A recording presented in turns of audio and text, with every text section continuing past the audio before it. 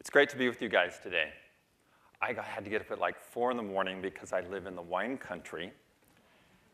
And so driving down here, early in the morning and the sun was coming up, it was, on one hand, I wanted a little more sleep. On the other hand, it was a beautiful morning coming in. I teach at Stanford University. I do that 1 day a week. I figured out how to do that along with the internet and phone calls and what have you. And my work's all about behavior and how you design to change people's behaviors. And what we're going to do right now, we're going to practice some behavior change. And the organizers of this event have been very good at providing some supplies. So I want all of you to look under your seat right now and see what surprise is waiting for you.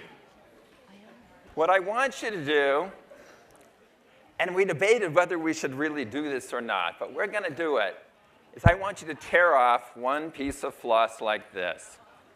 And what we're going to do, don't do it quite yet, we're going to practice what I call a tiny habit. And in this case, we're going to do something very, very small, and I'm going to have you floss one tooth.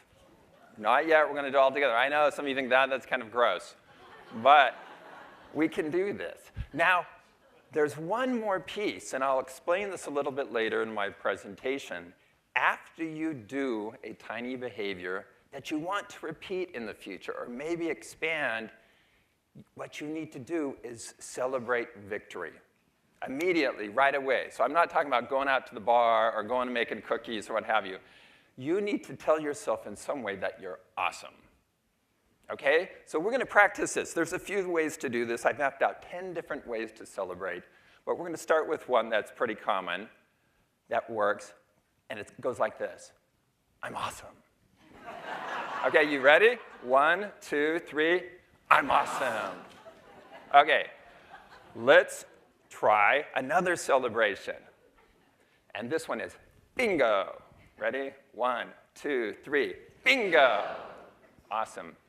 Now, I'm awesome.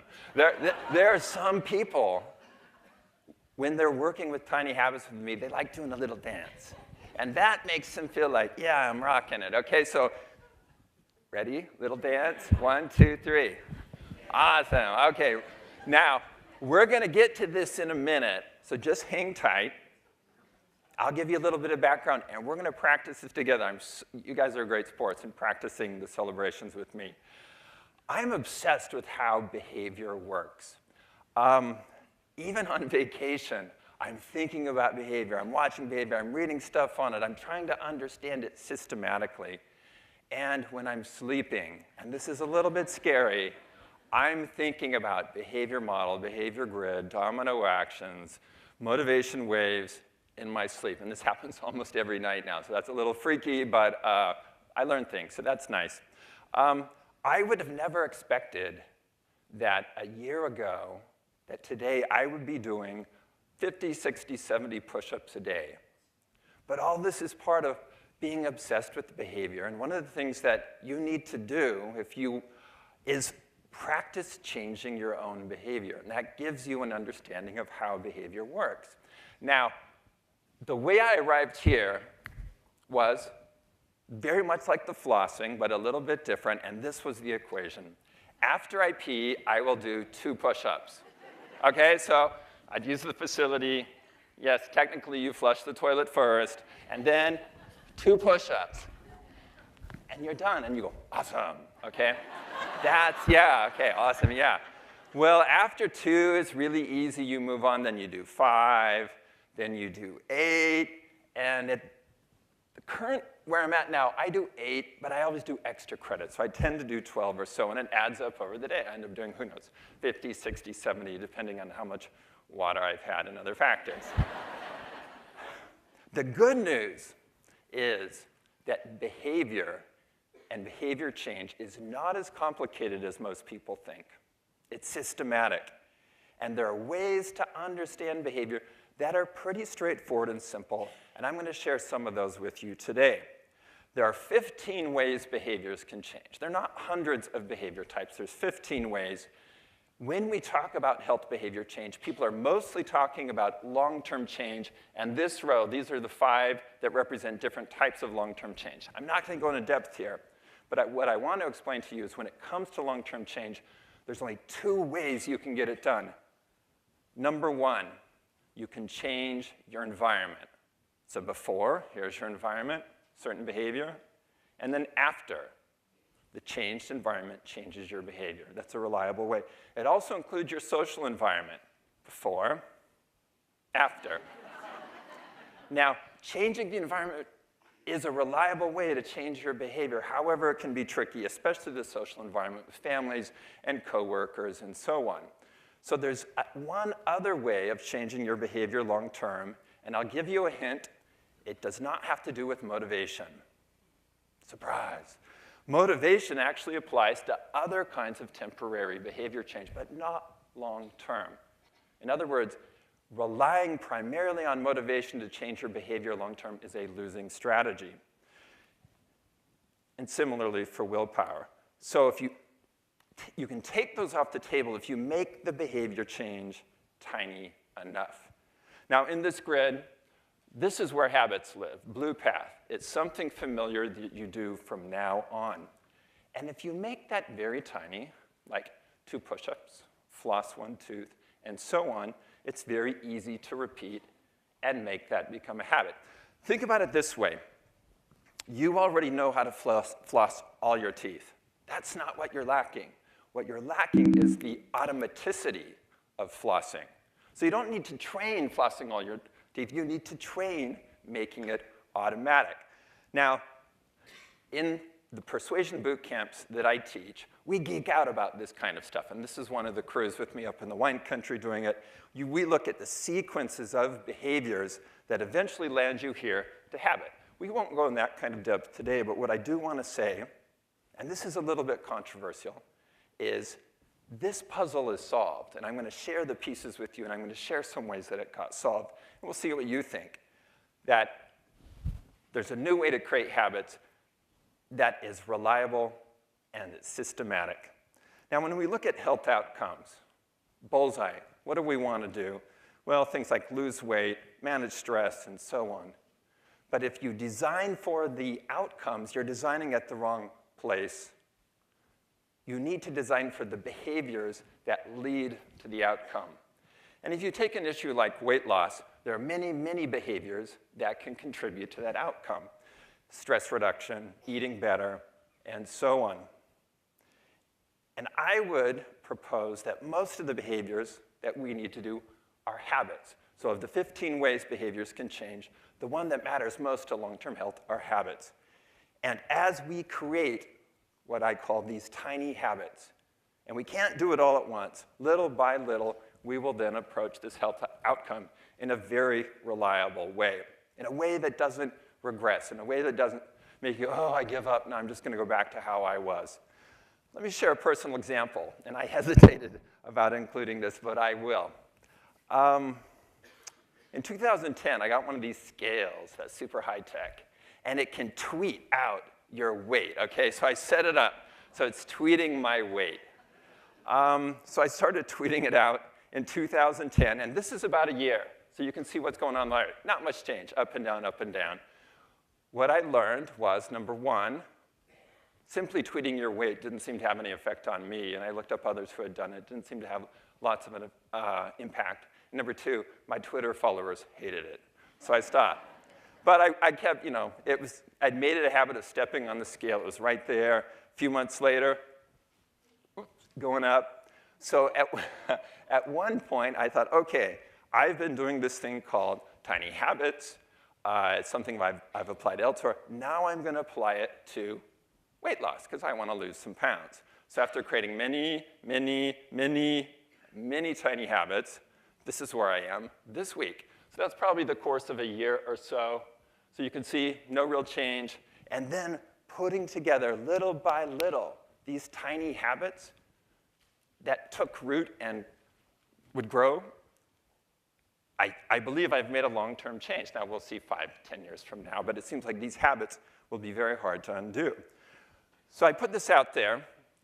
when you know how to create tiny habits, you can change your behavior and your life forever. Now, let me back up and explain how I honed in on the formula of tiny habits, and you can see whether it syncs with how you think about it. There are three things that have to happen at the same moment to cause a behavior. Number one, there has to be some level of motivation. You gotta wanna keep your teeth clean. You gotta wanna get stronger with push-ups or something like that. Next, you have to have the ability to do it. And then there has to be a trigger. Now, when I say trigger, I mean call to action. It's the thing that says, do push-ups now. Floss your teeth now, and so on. And it's these three things together. When they combine at once, then the behavior will also occur. Behavior, whether it's floss your teeth, do push-ups, what have you, send a thank you note. Now, motivation and ability are trade-offs.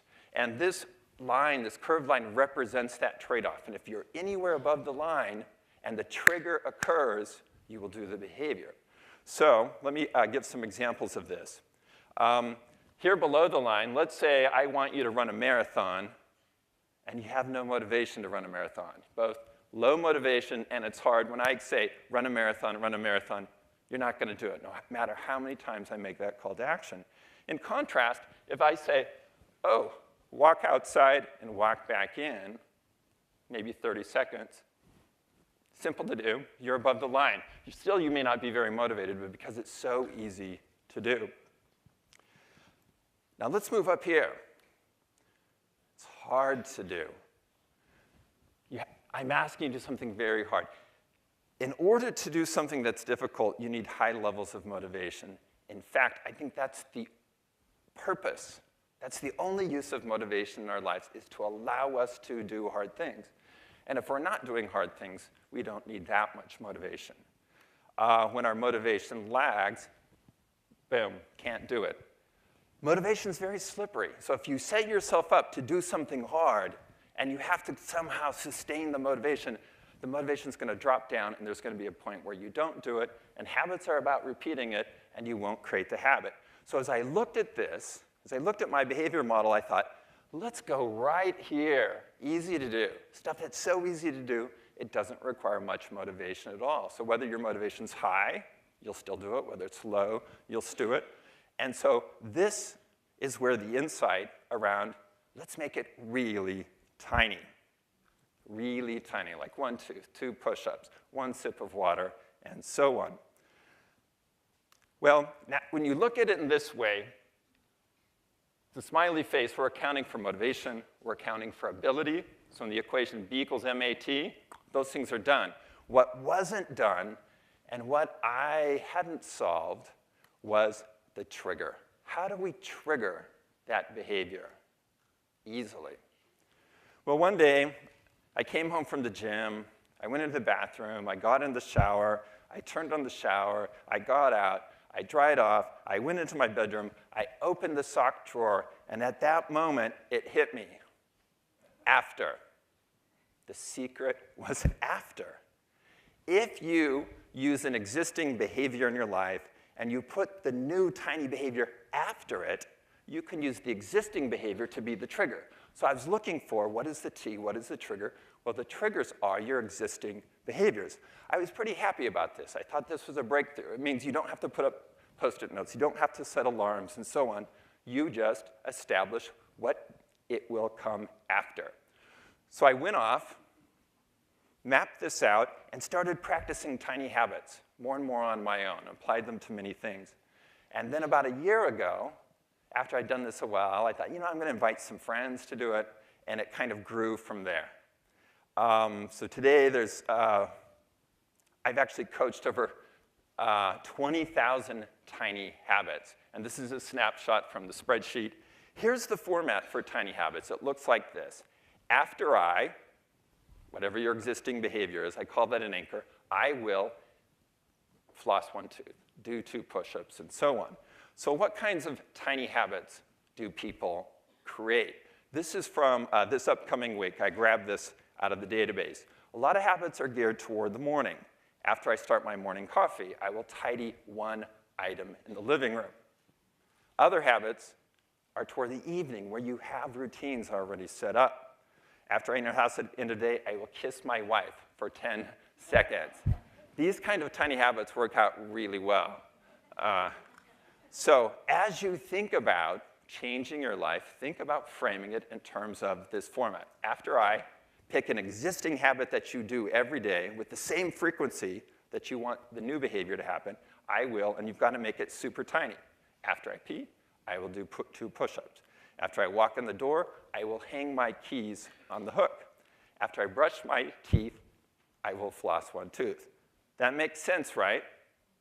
That brushing becomes the trigger or the anchor for flossing 1 tooth. And then you celebrate it. So now we're on to the practice time. You ready for this? Everyone get out your floss. OK, in your minds, visualize you're brushing your teeth. Oh, I think we need to practice celebration. We're going to go awesome, right? 1, 2, 3, awesome. OK, all right, we brush our teeth, floss 1 tooth. 1, 2, 3, awesome. OK.